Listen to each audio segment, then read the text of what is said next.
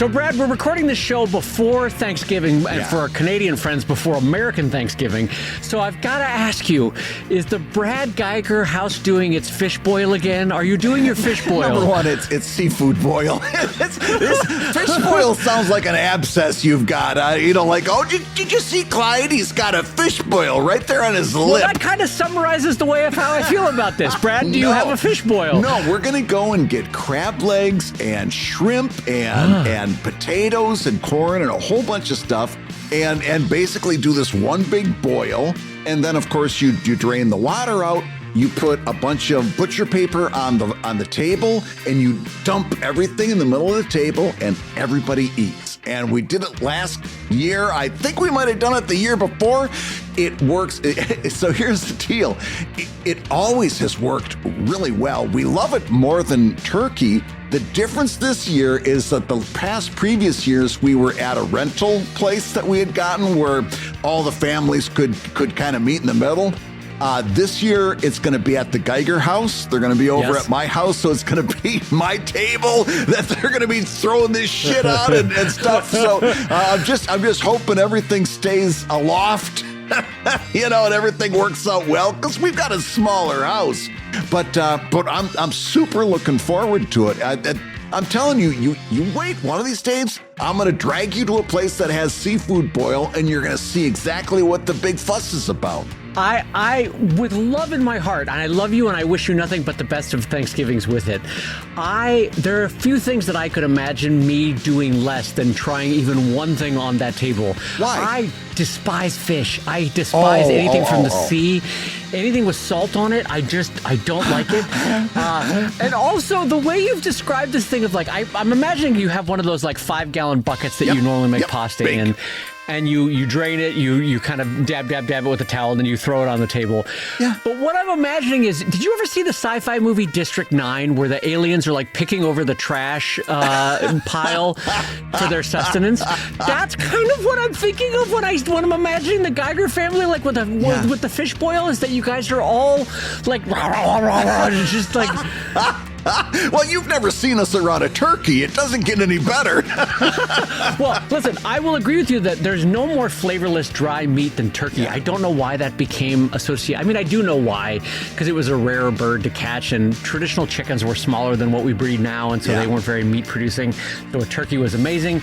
But I also don't like turkey. I love ham for Thanksgiving. That's my go-to. Ham and a roast. I love a good roast for Thanksgiving.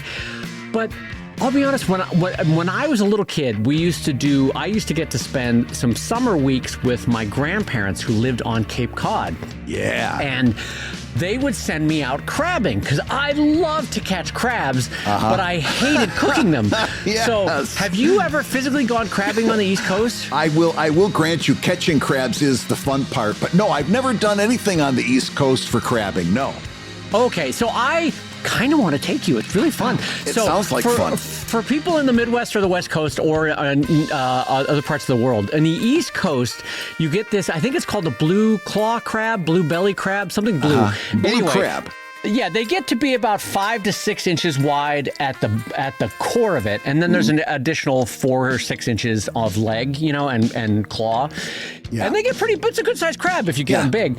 And you walk around in about waist high water with a 6-foot pole with a huge net. Yeah. And you look for tiny little disturbances in the sand because they bury themselves back and forth until they're under the sand. And you catch a crab. But Brad, one time, I've told you this before, that one time a crab got the bottom of, or the front of my big toe and took off the front of my toe. No, and you didn't tell me that. My dad, who's a doctor, and this is always funny being a doctor's kid, he's like, yep, that's going to be weird for a while. And it took 4 years for the top of my toe to grow back. 4 years, Brad. God. So I also have a personal animus against seafood because those sons of bitches took my toe, Brad. They took my toe. And on that note, I'm going to say hello, everybody, and welcome to Comic Lab, the show about the animus that Dave feels towards fish and crabs and making comics. I've heard of being pigeon-toed, but never crab-toed. And making a living from comics. I'm Brad Geiger, the author of the Webcomics Handbook and the creator of Evil Inc. And I'm his friend Dave Kellett, cartoonist of Drive and Sheldon and co-director of the comics documentary Stripped. And this week's Hour of Comics Advice is made possible by your support at patreon.com/comiclab. So Dave, let's talk comics. Let's talk comics, my friend. And we're going to have more about it at the beginning of the show, or the middle of the show. But I wanted to tell everybody right up front, Comic Lab for the rest of the year is going to be sponsored by Huion, Huion.com. But we're going to have special links at the middle of the show over at comiclabshop.com that you're going to want to go to. Comiclabshop.com for deals on Huion. Oh, they're fantastic. Brad, we'll talk more about it at the middle of the show. We're super excited about our new sponsor and telling you all about them.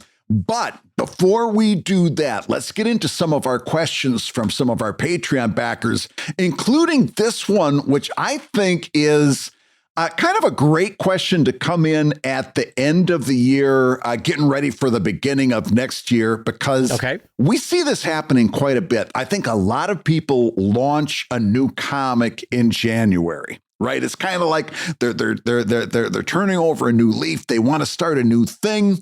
And this person, I think, is exemplified by a lot of people. And here's the question. It says, "Hi, comics captains. Many thanks for your continued wisdom. I am working on a new comic that I plan to launch after Christmas, and I'm looking for the best platform to launch it on. I want to make it freely available in the first instance to enable me to build an audience. So I'll be hosting it on my own website as well as using Blue Sky.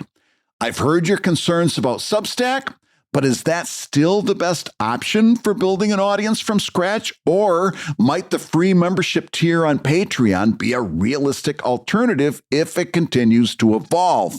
I'm a bit concerned that hosting on Patreon may act as a barrier to the people seeing it. Any advice is always appreciated." So Dave, what advice do we have to give this person? Okay, so let's just review. They are going to do Blue Sky. They are going to do their own website. They have halting concerns about Substack and halting concerns about a free Patreon membership. I will tell you this, you're on the right path with your own website. That's the surefire thing that you want to have to be able to point people to have be the center of your email list, to have the center of all your social media pointing to there. So that is the right path. You are on the right path with that one. Blue Sky, for me, has been a great grower. I have really appreciated, that's not the best phrase to use. I don't want to say that. So many lines, so little time. Oh, God, Brad, why did I? That's good butter. Anyway, I will say that I personally feel good about that. I don't know that I personally would recommend Patreon as a place to grow. I would love to hear Brad's thoughts about that. But I will say that even though I am not on Substack, because I still sort of have concerns about Substack's moderation policies, and maybe that's me just being pearl clutchy. I don't know. I don't think so. But I may yet in some future, if they slightly modify their moderation policies, I might jump in. Brad, this is my way of saying I'm not sure, aside from what they're already doing, what I would recommend. What would you recommend, Brad? Well, I'll underline a couple of things you said. The website is a very good first step, and Blue Sky, I think, is also a good step. As we're talking about social media just for a second, I will reiterate that one thing that Dave and I both did, kind of as a put your money where your mouth is type of thing. We both did Kickstarters in 2025 where we did not use Twitter, Instagram, or Facebook, right? In fact, you might have done two to my one. And it didn't hurt us a bit. It proved out, at least for us, that Twitter, Instagram, and Facebook is not delivering anything in terms of what you actually need it to deliver on. Right. So I've never felt better about my decision to lay off of those three. In fact, I took all of my content off of Twitter and Instagram just to be safe. And Blue Sky, as we talked about in a previous show, I think just recently we talked about on Comic Lab, we had a show that went out on November 6th to the public called Kickstarter, What's Working and What's Not.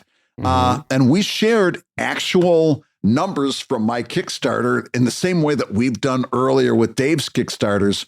And Blue Sky delivered. Maybe not as much as I secretly wanted it to, but it delivered better than any of those three that I mentioned earlier. Blue Sky delivered really, really well. So, and I don't think you're hurting yourself by limiting to just like one or two social media platforms. In fact, I think it's a real smart idea to focus on a couple so that you can find out what's working, what's not, what's acceptable, what's not. I think some of the problems that particularly people launching a new project, let's say they're putting stuff out on Twitter and Facebook and Instagram and Blue Sky. And if they're really misguided, Mastodon. I heard yesterday somebody steal the hatred. Listen to Brad Geiger. Brad dislikes Mastodon like I like fish boils. Listen to me. Equally useless is Threads, by the way. If you notice, no one's talking about Threads. I have not even thought about Threads in a year. Holy hell. No. I got to tell you, there's a quiet joy for me, just personally. There's a quiet joy in Zuckerberg's failures. I don't know why specifically. That guy just chaps my ass. And so anytime I see like, hey, we spent, $4 billion trying to build this virtual reality system and no one is using it. Or, hey, we just spent $6 billion on super intelligence and it's not working. Nobody I just get so wants it. quietly happy because it just feels like he's such a cocky SOB and like mean to his employees. And I love it when it falls apart for him. Anyway. And also I was going to mention somebody the other day said LinkedIn is where they were focusing. And I'm like, what? Honest to God, do you really think anybody's building a comics audience on LinkedIn? I didn't know how to parse that, but it came from somebody I think is very smart. So I was like, I don't know. Here's the problem with all that. If you're trying to publish in all of those places, and by the way, Dave and I have been there. We've been in the place where we were putting our stuff out on 5-6 different social media platforms. Yep.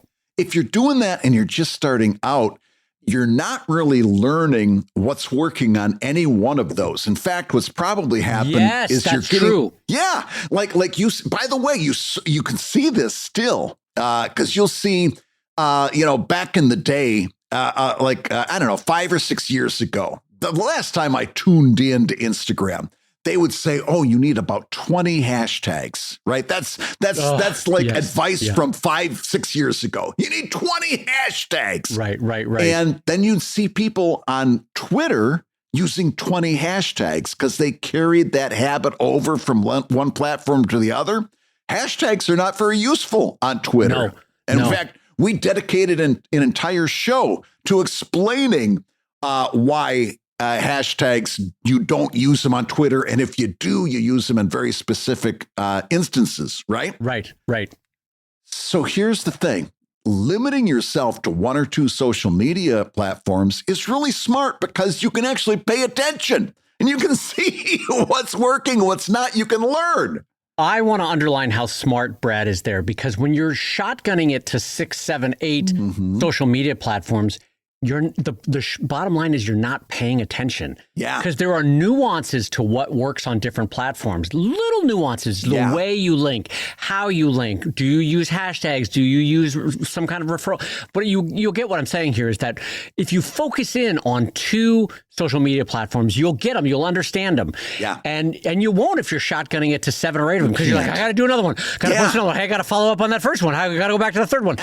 And so I'll tell you, I'll just lay it on the line of what Dave Kellett would do if I was launching Sheldon right now. Drive would be different because I'm not quite sure what I would do with Drive. But if I was launching Sheldon right now, which just for a reminder for people that don't know, it's short form, it's humor based, it's character based, not huge storylines, although I have done a storyline lately that was kind of longer. So it's mostly joke a day comic strip, right? Here's what I would do. I would have my website.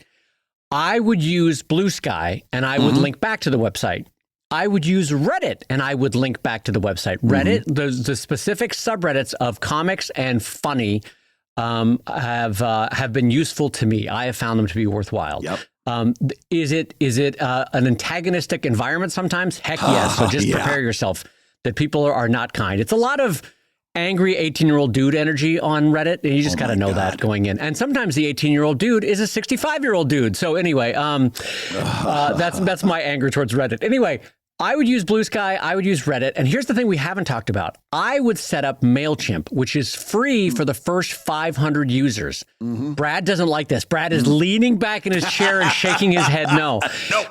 It is free for the first 500 users, Brad. It would take you 2 to 3 years to get to 500 users. So yeah, especially given MailChimp's discoverability and that it might take you 50 years to get to that month. It's not discoverability that I'm after here. I'm saying there are people that you can capture, much like your website, through a mailing list. Like, I think of your mailing list and your website as the core elements of your being. That's the rock solid people that will come out for your first Kickstarter, that will come out if you do a signing, that will come out for your Patreon, the website and the mailing list. And so I want you to point everything towards those people. Point them to the website, and then on the website, have links out to your MailChimp.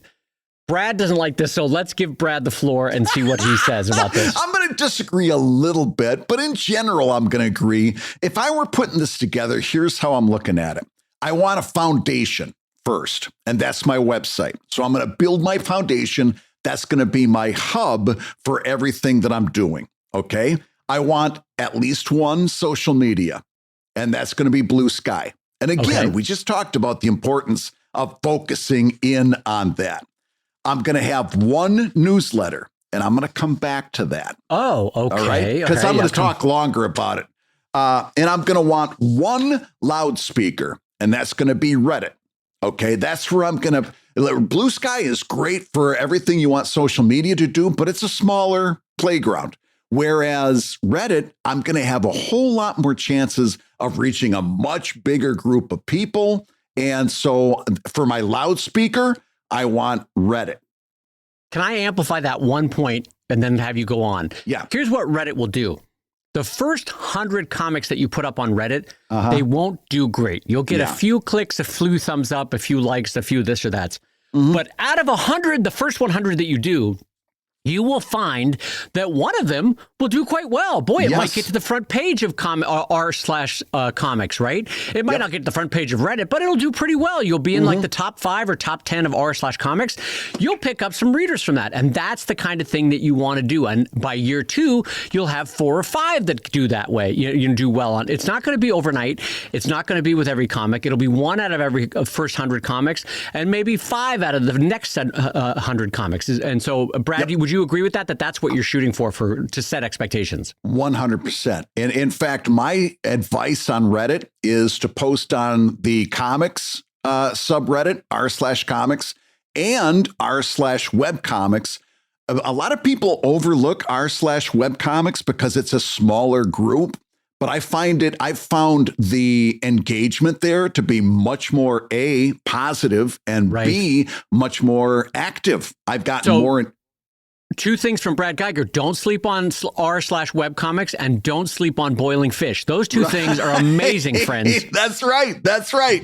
You don't want to sleep on either one of those. I'm sure there's a subreddit for seafood boil. I just got to find it. I'm gonna subscribe you. Hold on. While you're talking, keep finishing your point. I'm going to look and see if there's a subreddit for what do they call it? Fish boil? Yes, if you're doing humor, you can do r/funny, although that's always a crapshoot. And also, I think the last time I looked at that, they only allowed comics to be posted on certain days because they were getting overrun with them.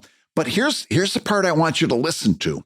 Okay. You can post to r/comics and r/webcomics very, very easily, like a reflex. But what I want you to do is every time you post a comic, challenge yourself to post it to one additional subreddit based on the theme or the content or the humor, right? By the way, it doesn't matter if it goes anywhere. I just want you to do that one little bit of extra, it's just to open up that door to experimenting and discovering and having a happy surprise every now and again. Yep. Right? And the occasional bigger hit amongst a smaller audience, which is still valuable. It's still valuable. I actually had a slightly off color D&D joke. And I was taking my own medicine there. I was saying I posted to comics, I posted it to webcomics, and I actually found a not safe for work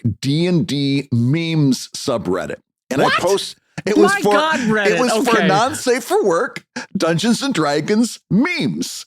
And so I posted my comic there. I got fantastic engagement. I may have gotten a new Patreon backer out of that one. I'm not sure, but like I saw some familiar names showing up, and it was. Is every second joke just I'd behold that for $1? Like what are the jokes? Well, mine was about the gelatinous boob, so I think there's a lot of stuff out there. Oh Lord! It was such a Brad good Geiger. joke. So, yeah. It was so, by the way, one of the better little jokes I wrote in a long time. But anyway, it was a little bit off color. It really wasn't, lewd or lascivious, but it had a boob in it. And so I put it onto this, got great engagement. So challenge yourself based on the content to post to one additional subreddit. A pro tip, always check out that subreddit and what they're asking for in terms of like what they want to be posted, what they don't want to be posted, what the requirements are. Or what days they allow visuals or meme type things to be posted. Some have day limits. Yeah, and it only takes 30 seconds and it's well worth it, so you don't get banned from that subreddit. So, Brad, I think everybody wants to hear what you meant about newsletters and what specifically you went there. But before we do that, I just wanted for folks following along, I did just search for subreddits for seafood boils. It did not come up, but a lot of mentions on r/seafood and r/stoner food. So congratulations, Brad. Your Thanksgiving apparently qualifies for stoner food. Listen, good job. And you say that like it's an insult, but if there's one group of people who know good food, it's the stoners. I'll take that. I'll take that endorsement all day long. Brad, the photo of your fish boil is right next to a stack of toasted toaster pastries. That's what you're on next to stoner food. You were right the first time. Toasted. There are a lot of toasted users who know a lot about the munchies. So newsletters, tell us what you mean. So newsletters. The important thing is you need a newsletter. Dave says MailChimp. I say I would not direct you to MailChimp. And I'll tell you why, because newsletters have evolved since Dave and I both used MailChimp back in the day. And again, I go back to discovery and platform. And the year that I decided to quit MailChimp, I looked at my analytics and I had only picked up 5 new subscribers over the course of a year. And by the way, this was with a prominent outreach on my website.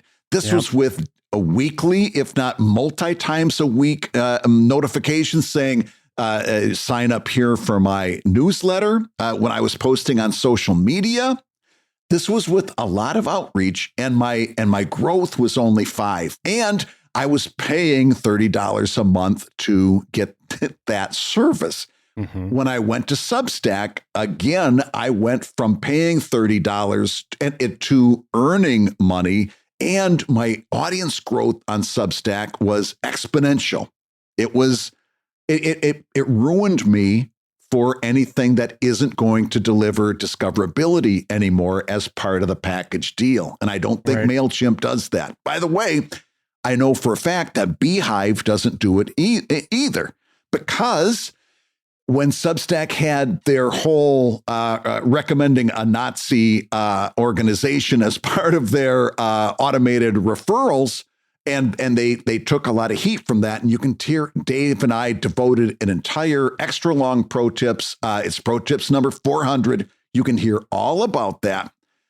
When Substack did that, I was like, I got to figure out how I'm going to deal with this, because I'm not comfortable with that either.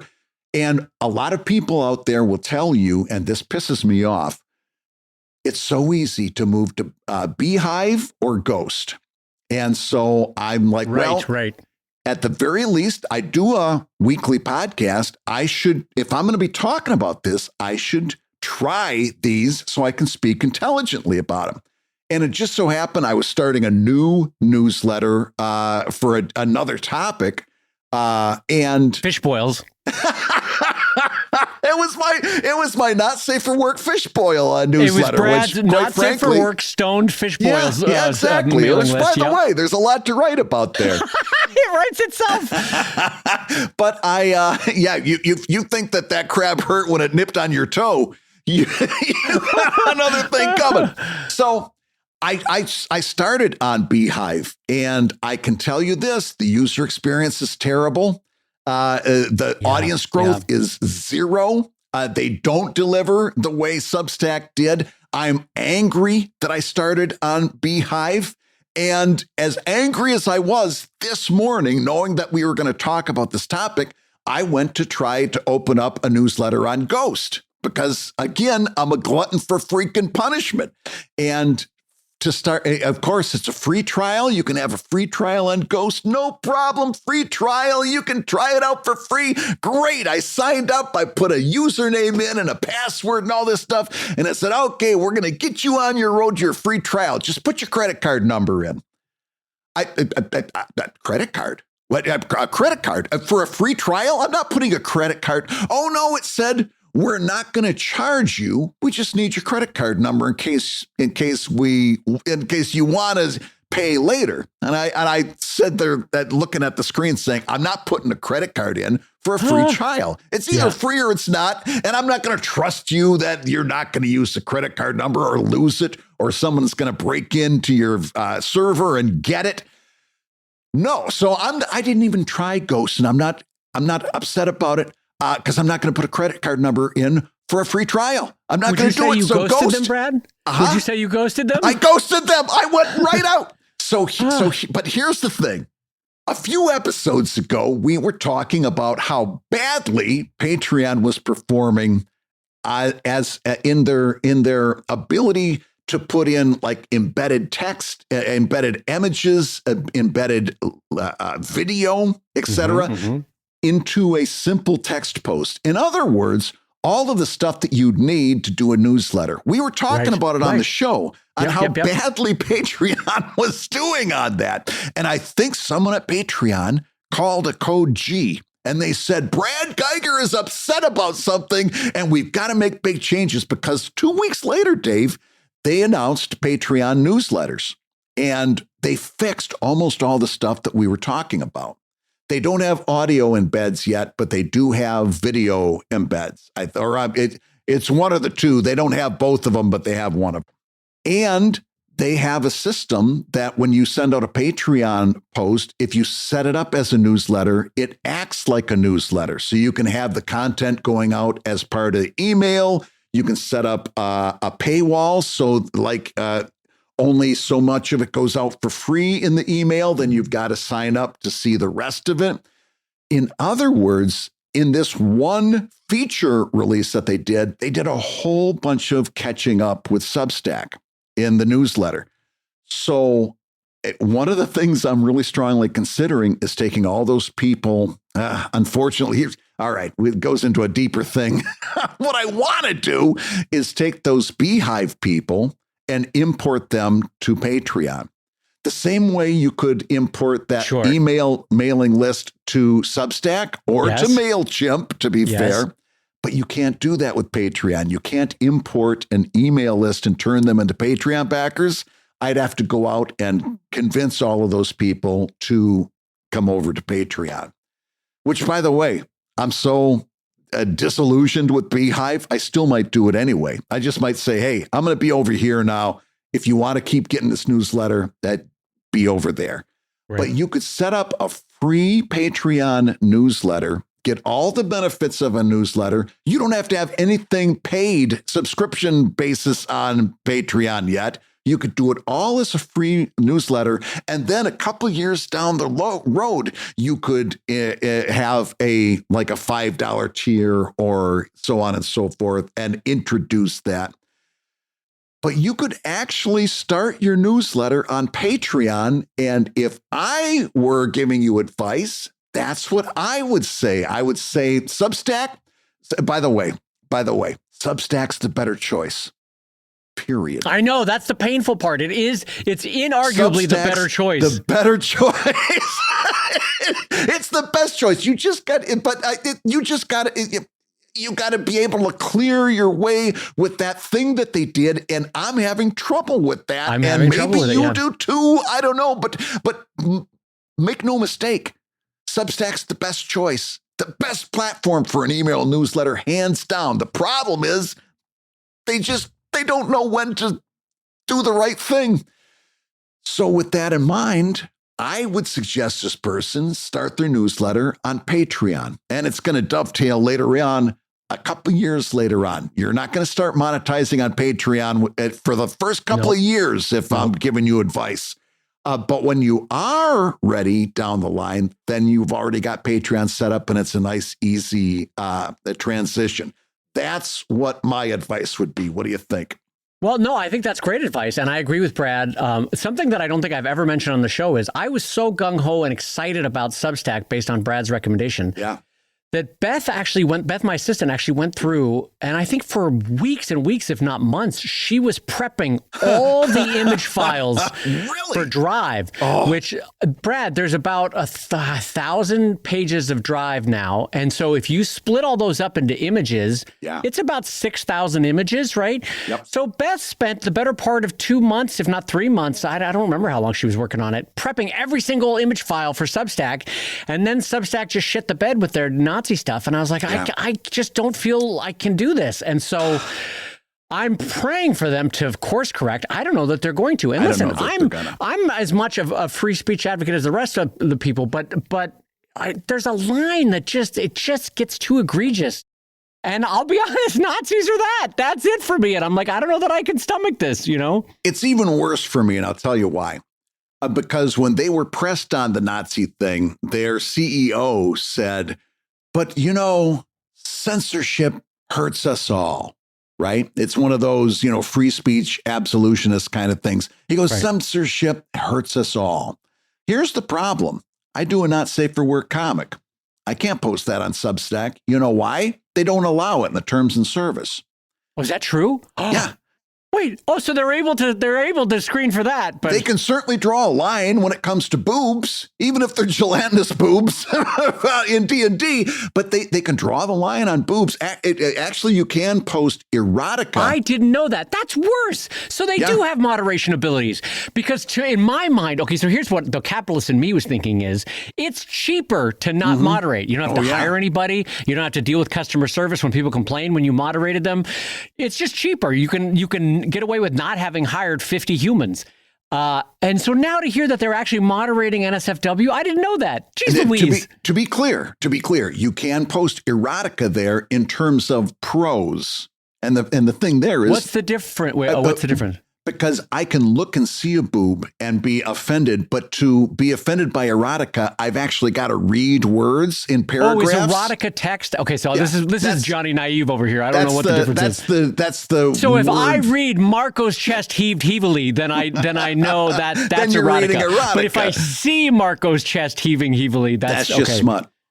Yeah. Wait, no, what is it called when it's a visual then? And I'm being quite sincere. What is it? You could still call it erotica. I was using that distinction to try to make it clearer. Oh, okay. I guess I didn't do a very good job. No, but I'm asking naively, so erotica is, you know how like a square is a rectangle, but a rectangle is not a square? Yeah. So is visuals erotica, but erotica is not technically visuals? Is that the way to look at it? No, it's just since it's just a word that I chose there to try to make it differentiate. Yeah, okay. Because when I talk on this show, I either say adult comics, NSFW, or 18 plus. But I usually don't use the word erotica, so I was trying to use that word to distinguish it for this place here and this audience. Do they distinguish it as pornographic visuals? Is that what they distinguish it as? Visuals you've got to be very careful with. So bonkers. They'll moderate that, but they won't moderate Nazis. Wow, that's crazy. Anyway, That makes it worse for me. Why does that chap my ass so much? I don't imagine how I feel, because my first thought when I saw Substack was, hey, this could be a second revenue stream maybe for Evil Inc. After Dark. And you got to realize, if you're a longtime listener to this show, I've always kind of advised against that. I've always wanted one place where I'm monetizing that thing. So I'm not out there saying, hey, you can join us on Patreon or Substack or Coffee or, blinkety blank. And it's like, no, just one place. Send them to one place. When you start having multiples, it starts looking pretty desperate, Yep. And Substack was so good, it had me considering it. Okay. And then I looked into their terms and services, and it was real clear that I was not going to be able to put Evil Inc. After Dark up on Substack. Yeah. Well, let's summarize for this question asker. Yeah. Yes to the website. Yep. Yes for some type of newsletter / mailing list, and right. We'll let you. Dave says MailChimp. I say Patreon. Yep. And then yes to Blue Sky, definitely.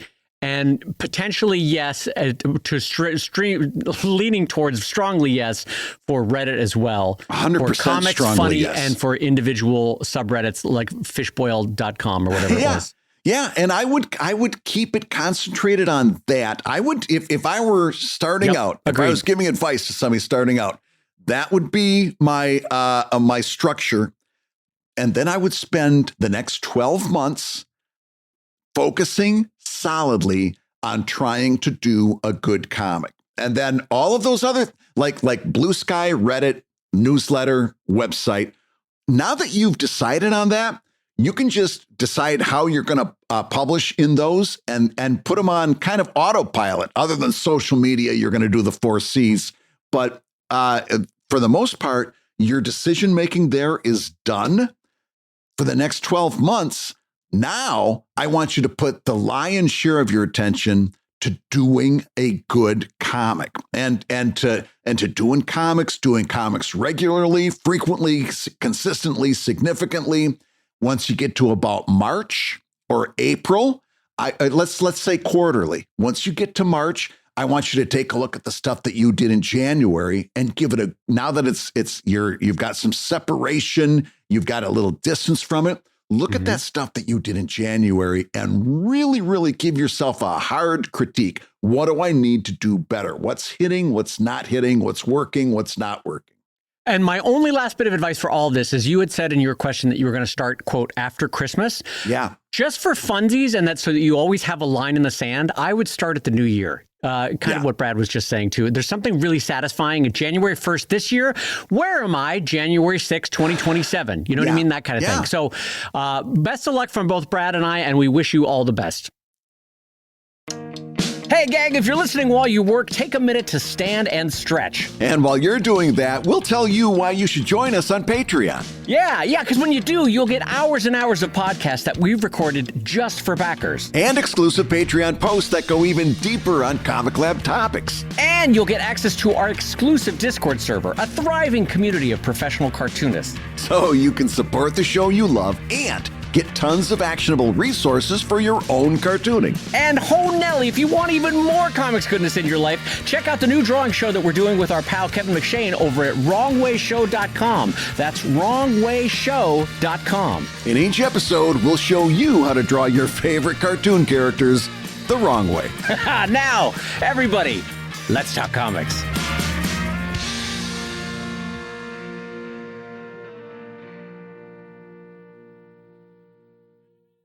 Well, Brad, longtime listeners of the show will know that you, a couple months ago, I guess about 9 months ago, jumped in on getting a Huion. Yeah. And so we are so excited that they are jumping in as sponsors of the podcast for the rest of the year, because you yourself have absolutely loved yours. Yes. I was looking for a digital drawing tablet that I could use at home. Okay. Because every now and again, you get a little bit of work done at home. And I was using a smaller model. I found myself hunching over it. It was a smaller digital drawing tablet from another maker, and I was looking to replace that. And so it was around the end of last year, looking for a little tax write-off too. And I thought, you know what? I'm going to get something nice for at the house, something a little bigger. Well, the thing that I found was like a couple $1,000. And I'm like, oh gosh, I don't have that kind of money. Then I started looking and I started going out and asking some people who were digital drawers. And I said, what are you using? And I kept hearing Huion. I was like, tell me about this Huion. I was not as familiar with it. Right. And I started hearing people that were really, really happy with their Huion. So I looked it up. And I'm telling you, the price point I found, the one that we're going to talk about today is the Canvas 22 Plus, Canvas. Canvas 22 Plus is the one I've got sitting at home. And I've been drawn with it for over a year now and overjoyed with this thing. And it was a fraction. It was about a quarter of the price. Yeah, as literally I was a quarter of the looking price. at. Yeah. Yes, that's the part that blows my mind. A super professional, super slick machine. You have been happy. You paid for it with your own money. Yes. And you've been super happy with how it was. And I, like you, have just sort of come to expect that every 5 or so years when I'm buying a new tablet, I'm like, well, here goes $2,000. Yes. No, the price points on these are bonkers. I mean, both the Canvas 22 Plus and the Canvas 13, the third generation one that they have, honest to God, go right now to comiclabshop.com and you'll see the deals on these things that they have at the end of the year. It is bonkers, the prices. They're so good. Yeah. And we're also going to have some links there in the show notes if you'd like to use those as well. But we're going to be talking about Huion for the next couple of weeks here on the show, basically because we feel so good about their products and are using them ourselves. Man, I'm telling you, I don't know how we could keep that a secret. We want you to know about this great new product and to see if maybe it's a good fit for you too. Right. So if you're on a device where you can see the show notes, Brad's got 3 different links for you that will get you to their discounted pricing. Yeah. Don't forget to use the word Comic Lab as a discount code on checkout for a little something extra off. Yeah. Heck yeah. Or if you're driving right now or on the metro or on a bus, just remember the phrase comiclabshop.com. That'll get you to where you want to go. But all 3 we super endorse. Brad has absolutely loved it in his shop. So Huion over at comiclabshop.com or the 3 links in the show notes. So, Dave, it's back to the questions from our Patreon backers, and I think this is going to be a fun one to talk about. Listen to this. Considering that the internet is your playground, how important is your local community or region for your physical sales and fandom? Do you have deals with different local comic shops? Are you making a presence as a local comic artist? Do you participate in local artist talks? Is this important to you at all? Dave Kellett, I ask to you, what's your involvement in the local comic scene over there in Los Angeles? I will be honest, Brad, and this was sort of a journey of discovery through this question. At the beginning of this question, when they're like, how important is your local community region for your physical sales and fandom? I was like, oh, very important. This means a lot to me. I'm incredibly embedded within my local community. And then it says, do you have deals with different comic shops? Nope, sure don't. Nope. Couldn't care less. Are you making a presence as a local comic artist? I mean, maybe once in the last decade. And aside from that, no. Yeah. Do you participate in local artist talks? Nope, sure haven't. Nope. Is this important to you at all? Maybe not. I don't know, Brad. How about you? 0. Maybe almost less than 0. The 2 Philadelphia shows that I did in 2025 were done specifically because I was a member of the National Cartoonist Society. They were industrious enough to get table space and do the setup. The only reason I did them was because I didn't have to pay for table, and I just literally walked in, put my stuff down on the table, and started selling. Otherwise, I would not have been there, and I can verify that because what used to be called Wizard World is now called Fan Expo, and it was right here at the convention center, right across the street where I go shopping every Saturday for groceries with my wife, and I didn't even know it was in town until we were driving through to go get groceries. It's like it's the least important thing. If somebody from a comic shop wants to put my books on the shelf, there are ways for them to do that. and it just doesn't happen as far as I know. You will hear from time to time, Dave, people talk about selling their books on consignment at a comic shop. We've had some people in the Discord server, as a matter of fact, talking about selling on consignment. I couldn't encourage you strongly enough to not do that. It's a terrible idea. Agreed. Yeah. But as far as like local shop, local talks and stuff like that, it really doesn't come up. And partially, maybe if I put myself out there more, it would. Like for me to be asked to go down to the Philadelphia Library and do a talk, for example, if I wanted to do that sort of thing, I guess I could. But it's just not, my focus is so laser sharp on stuff that is happening online because I get such a better bang for my buck. I get more return on investment from just, for example, putting my books up in a new ebook store, for example, or I just started with a new platform for ebooks specifically for not safe for work comics artists called WeChange.me. And fantastic. That I'll spend a few hours doing. As far as like going to my local comic shop or something like that, I got to be honest with you. It's a two-way street. I'm not looking for them. And if I'm being honest, I don't think they're looking for me. Not looking for you. They're not looking for Brad Geiger because again, I've got an online presence, a pretty decent online presence. But it's like if a local comic book shop saying on Saturday, Brad Geiger is going to come up and sign his new book, I don't think anybody would care. I don't think I'd be like a big draw for people coming through at the comic shop. So it's a mutually type of deal. It's a mutual thing. I'm not looking for them. They're not looking for me. I agreed. I co-sign everything Brad just said. I will do caveats to my initial thing, which is that I have next to no local involvement. I will say this. It's obvious that I still go to San Diego Comic-Con because I am a, quote, local boy. I don't have to pay for a flight. Right. I've got family down in San Diego that I can stay with. My base of operations that I grew up with is from San Diego. So yes, for me, that's still a natural show to do. In fact, it's the only show I do because I'm a local boy. But listen, I'm in LA, which ostensibly has 5 good-sized comic shows. Brad, I don't do a single GD show in Los Angeles, do I? No. They're all useless to me because, for the most part, I don't get value out of doing comic shops or comic shows. Like Brad, I don't do comic shops. I've tried it in the past. I cannot stress enough how much I also agree with Brad about doing things on consignment is useless. Yeah. The books you'll never get paid for. They'll get beat up in the shop as kids slowly paw through them. The average consumer doesn't care about your book in the shop. If you're being honest with yourself, it's just an ego play to see your book up on the shelves of a shop.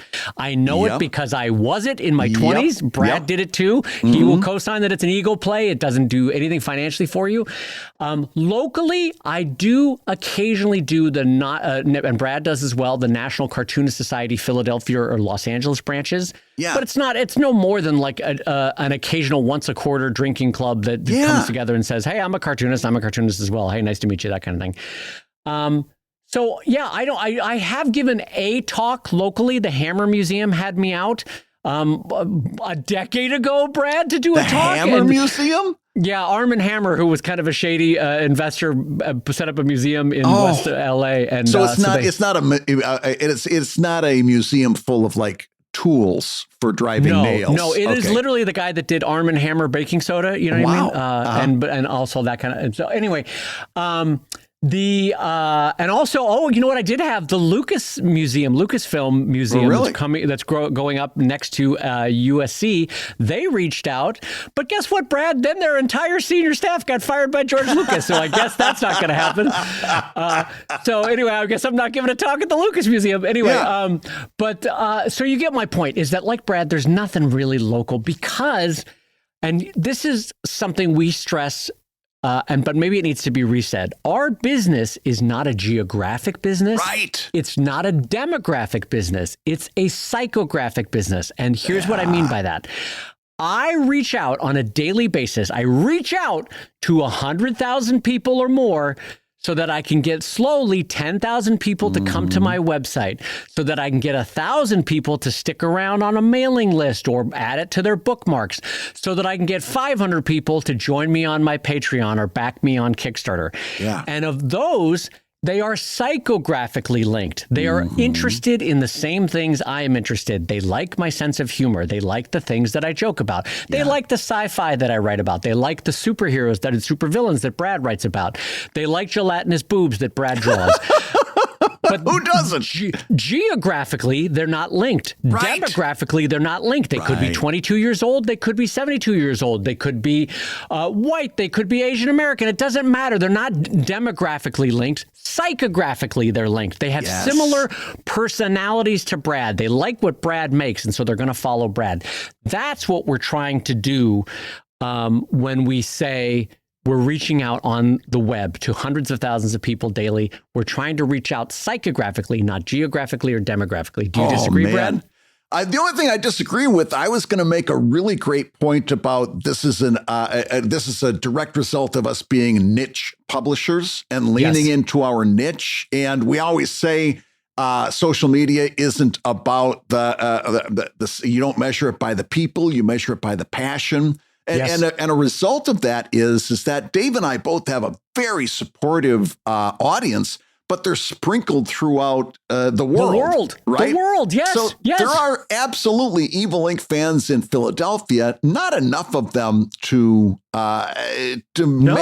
make a personal appearance worthwhile. But maybe a book club could get together, but that's it. Yeah. Yes. And I say that with love because Dave Kellett's the same way in Philadelphia or Des Moines or Texas or wherever you want to pick. Yeah, exactly. And as a result, niche publishing is really great. It's allowed us to do some great things. It's allowed us to earn a living, quite frankly. Yes. But if you go to any one little subset of that geographically, you're just not going to amount to much. Yep. That was the whole point that I was thinking about making. But your point about psychographics as opposed to demographics puts that so much better. Like I sat there listening to you talk, and I'm like, that's an amazing way to put this. That is so much like higher level thinking that I'm like, yeah, you just said it all. You said it all. It's not about it's not geographical. It's not demographical. It's psychographical. We exist in that space. And I mean, I've told you this story before about San Diego Comic-Con, because San Diego Comic-Con, the one thing that's advantageous to me is that I do get a glimpse sometimes of the global psychographics that bring people together, right? Yeah. And I think I've told a version of this story before, but do you ever remember the time where, because I always joke around that Sheldon readers are wearing comfortable shoes. I don't know. It's just a joke that I make that makes me laugh. But I've told you the story before about the huge biker guy that came up to the booth and was like, "Oh, love me, Sheldon. Oh, I got a pug." And this dude could have thrown me across the room. Demographically or geographically, he and I had nothing in common. Yeah. Psychographically, he loved my comics about pugs. Yeah. Or I had the black nurse from Germany who came up and in a very kind of broken English was like, "I love Drive so much. I love the way you write about it." And I was like, what the hell in terms of common background link the two of us, you know? Yeah. Psychographically, though, we're very similar. She loved the same sci-fi I loved my approach to humor-based, character-based sci-fi. So psychographically, we're linked. And that's, by the way, that's the sort of beauty of how we all can be friends as a human race, is that psychographically, we can be very similar, even though geographically and demographically, we're different. That's the beautiful part about humanity that I try to lean into. Anyway, what I'm getting at is that's also the beauty of how we build niche careers online. Yes. And why signings tend not to work when, I remember in my 20s, I got invited out to a comic book shop in Kansas. I don't know if Brad's going to remember this story. They flew me out. They put me up. They had me for a signing. Brad, do you know how many people showed up? Do you know how many people showed up? I'm scared to ask. Was it fewer than 10? The shop owner showed up, Brad. Because God. How many GD people geographically in Kansas are reading Dave Kellett's work? Right. And have the afternoon. They also have the afternoon free, and they also heard the announcement and all of those other things that's got to happen to make an in-person visit possible. 9 Venn diagrams have to line up for a crowd to form. The biggest one being that geographically, my audience is super dispersed all over the world. Right. So an individual smallish town in Kansas City, frankly, looking back on it, I would say no now, but 29-year-old Dave Kellett didn't know to say no. I didn't know to tell the shop owner, this is a bad idea for you. You should not fly me out. Bad for everybody, yeah. It's bad for me. It was a waste of my weekend, frankly.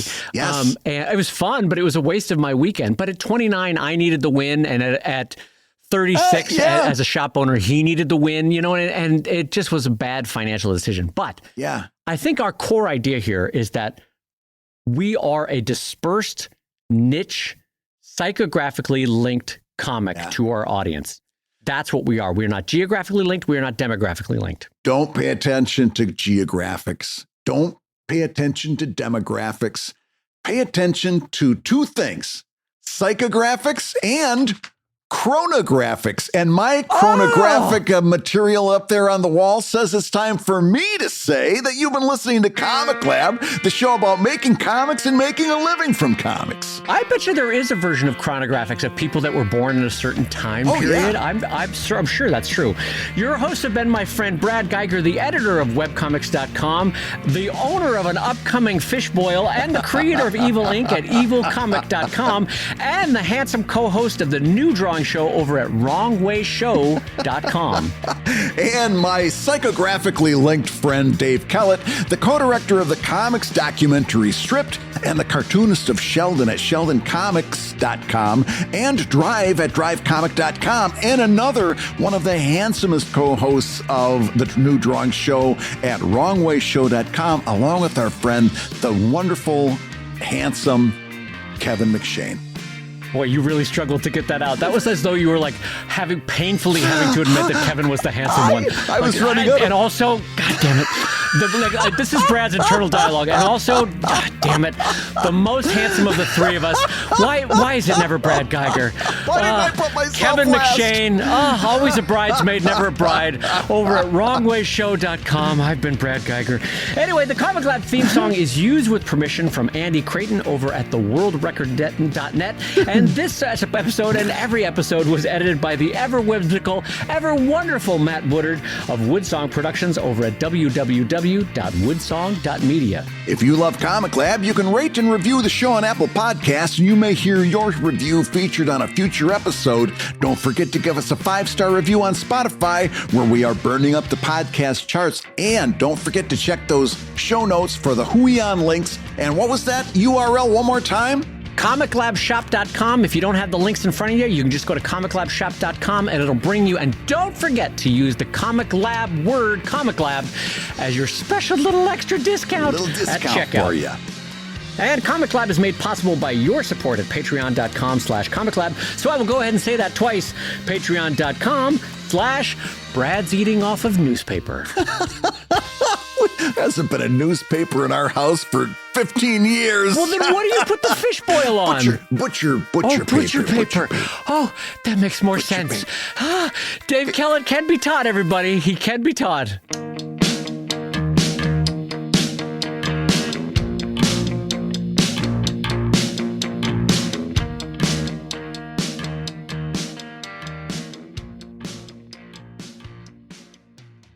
Now, let me ask you, do you have a finished wooden table? Do you have farmhouse wood? Listen, that table's been finished a long time ago. We got it before the kids, and it is, we are long overdue for a new dining room table. It is, it's probably, you know how some people reclaim wood from like a barn to make a dining room table? We have. They're actually going to take our dining room table at some point and try to make a barn. They're actually going the other way with it. It's going to become a shed.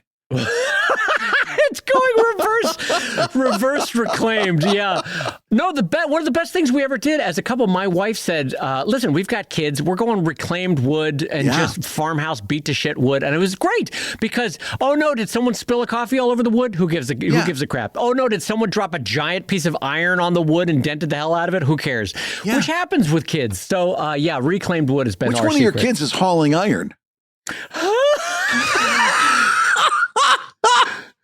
What you got Bam Bam over there? Bam Bam, what a reference that no one remembers. No one remembers who the hell Bam Bam is. Oh my God.